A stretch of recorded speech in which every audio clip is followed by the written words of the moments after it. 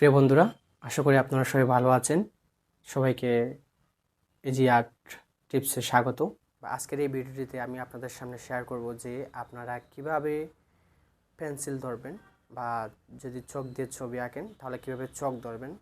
তো আসলে আপনি যখন ছবি আঁকবেন তখন ছবি আঁকার ক্ষেত্রে পেন্সিল যখন ধরবেন, তো আমরা অনেক সময় পেন্সিলের এই জায়গায় ধরি। আসলে এই জায়গায় না, সবসময় আমরা চেষ্টা করব যে পেন্সিলের এই জায়গায় ধরে রাখার জন্য।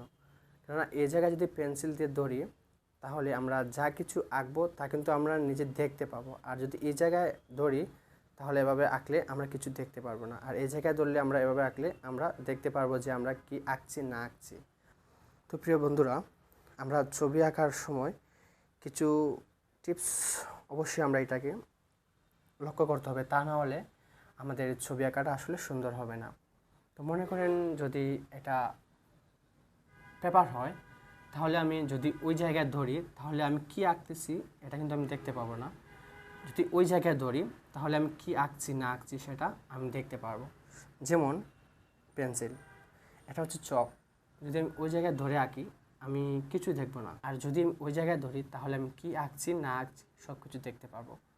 তো আমরা ছবি আঁকার ক্ষেত্রে সবার প্রথমে আমরা আমাদের হাতের শেডিংটাকে ঠিক করে নিতে হবে।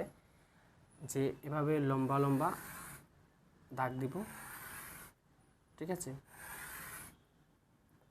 এভাবে আমারও বাঁকা হচ্ছে, তো আপনারা এভাবে অনেক অনেক আঁকবেন যাতে আঁকা বাঁকা না হয়, ঠিক আছে?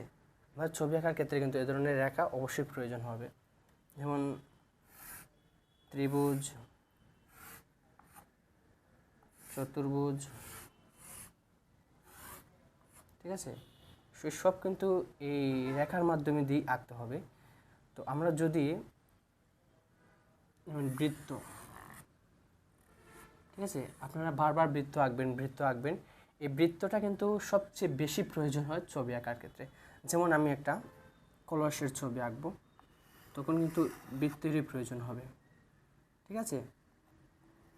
মানে যাই কিছু করেন না কেন সবসময় আপনার এই বৃত্তেরই প্রয়োজন হবে। আপনাকে বৃত্ত দিয়ে বেশিরভাগ ছবি আঁকতে হবে। তাই আপনারা ছবি আঁকা শুরু করার আগে আপনারা সব সময় এভাবে আঁকা বাঁকা করে আপনার আগে হাতের জড়তাকে কেটে নিন, তাহলে আপনারা খুব সহজেই ছবি আঁকতে পারেন। যদি ছবি আঁকার সময় আপনার হাত এভাবে কাঁপাকাঁপি করে তাহলে কিন্তু আপনার ছবি আঁকাটা সুন্দর হবে না। তাই আপনারা ছবি আঁকার শুরুর পূর্বে আপনারা সব সময় হাতটাকে স্মুথভাবে চালানোর চেষ্টা করুন, তাহলে আপনারা খুব সহজে ছবি আঁকতে পারেন। যেমন আমরা অনেক সময় চুলের ছবি আঁকি, ঠিক আছে? এই যে এভাবে, তো এটা কিন্তু আপনারা হাতের জড়তা আগে এভাবে আঁকে কাটতে হবে। এভাবে আঁকা বাঁকা করে আঁকুন। মানে আপনি যত বেশি প্র্যাকটিস করবেন তত সুন্দর ছবি আঁকতে পারবেন।